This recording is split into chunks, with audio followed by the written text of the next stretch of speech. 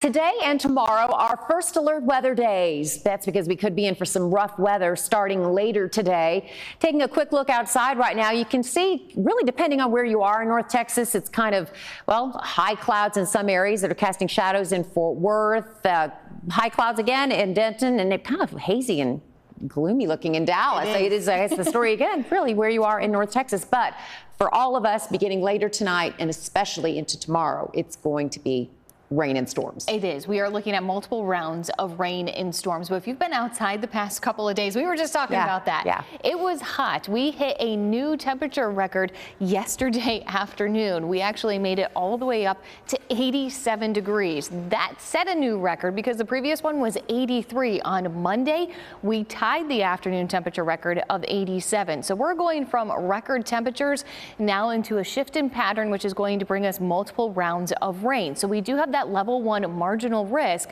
of a few isolated severe storms as we head through the evening hours. We could see some of those storms developing out to the west a little bit more discreet when they initialize, and that could lead to some large hail as they start to track off to the east. So that's why we have those first alert weather days for today and tomorrow.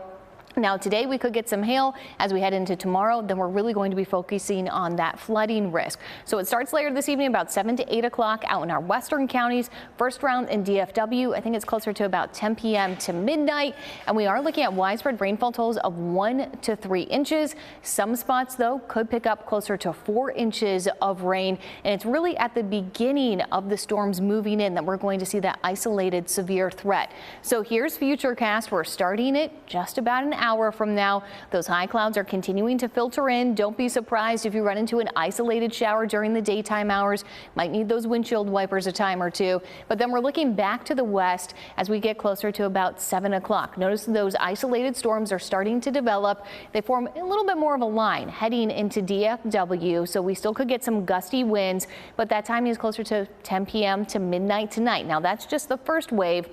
We're also expecting more rain on radar as you're headed out for that morning drive. And this is going to be some pretty heavy rainfall that really drops off that visibility, could lead to ponding on the roadway. So hydroplaning is really going to be a concern. You're going to want to take it easy on that morning drive. I think we do get a little bit of a break late morning into the early afternoon hours before we start to see our next wave of widespread heavy rain moving into the area. And this one could impact that evening drive. This is about 5 o'clock. Notice it's pretty close to that I-35 corridor. And this particular model is bringing in all of our rain a couple of hours earlier than what we were seeing yesterday. And then by midnight, a lot of this activity is shifting off into East Texas, but it's not out of the question that heading into Friday morning, we could still wake up to a few showers and thunderstorms down in our southeast areas before we really start to see things clearing out behind that front, giving way to more sunshine on Friday afternoon. But check out this rainfall forecast. A lot of spots in that 3-inch range. Some spots likely going to see closer to 4 to 5 inches of rain. So that's why we really want you to remember, turn around, don't drown, and never try to drive through any water covered roadways. You can see that flooding risk for tomorrow is that level 2 slight risk. So that's why we're really concerned about all the heavy rain that we're going to be seeing on our Thursday. So that takes you through this afternoon into Thursday. But what are we seeing out there right now? Well, we've got the clouds that are filtering into the area. We don't have any showers in our area just yet.